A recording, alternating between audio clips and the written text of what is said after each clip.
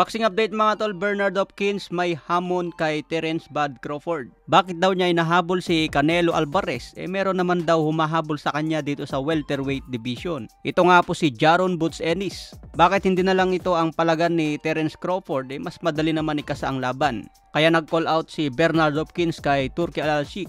Dapat daw ito ang ikasa niya sa welterweight division.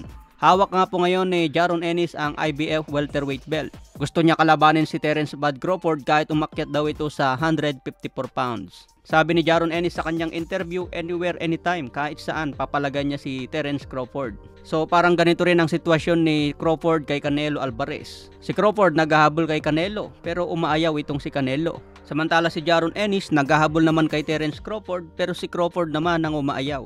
Kaya sabi ni Bernard Hopkins mga tol, habang nag-aantay ka ng malaking laban, palagan mo muna si Jaron Ennis dahil magandang laban ito sa welterweight o kaya 154 pounds. Sa ibang banda naman, TJ Doheny nagbanta kay The Monster na Oya Inoue. Mangyayari na po ang laban nila sa September 3. Gaganapin po yan sa Japan. Sinabi ni TJ Doheny, isang tao lang si The Monster Inoue, pwedeng babagsak at matalo sa laban. Target namin ngayon isang knockout. Hindi ako sasampa sa ring at bumato lang ng bara-barang suntok. Karamihan sa nakalaban ni The Monster Inoue galing ito sa bantamweight division. Pero iba ako dahil matagal na akong lumalaban sa super bantamweight.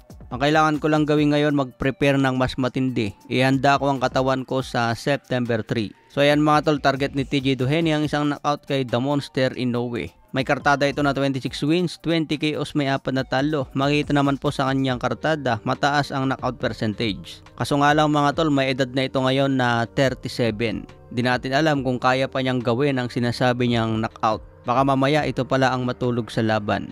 Okay mga tol, sa ibang banda naman, Jake Paul sinabing gusto niya pumasok sa Olympic sa 2028. Sabi ni Jake Paul, I'm going to enter 2028 Olympic. I'm sick and tired of waiting for another gold for Team USA. Tingin ko mga tol, pwede pa si Jake Paul na lumaban sa 2028 Olympic. Siguro nakikita ni Jake Paul na madali lang ang Olympic pero mahirap din yan dahil kailangan mo kunin ang tamang timbang bago ang laban. Sa ibang banda, Alexander Usyk sinabing welcome ang trilogy fight kay Anthony Joshua. Kung manalo daw si Alexander Usyk kay Tyson Fury sa rematch, nakahanda siya makipag-trilogy kay Anthony Joshua. Okay mga tol, sa ibang banda, yung transgender na binalitan natin nung nakaraan, si Imane Khalif na isang Nigerian. Nanalo na po siya ng gold medal sa welterweight division women boxing category. Ito yung sinasabi nilang transgender woman mga tol, pero hindi dahil pinanganak itong babae. Nagkaroon lang siya ng sakit na may chromosomes panlalaki, pero pinanganak itong babae. Kaya sa ngayon, gold medalist na po itong si Imane Khalif. Tinalo po niya ang taga-China.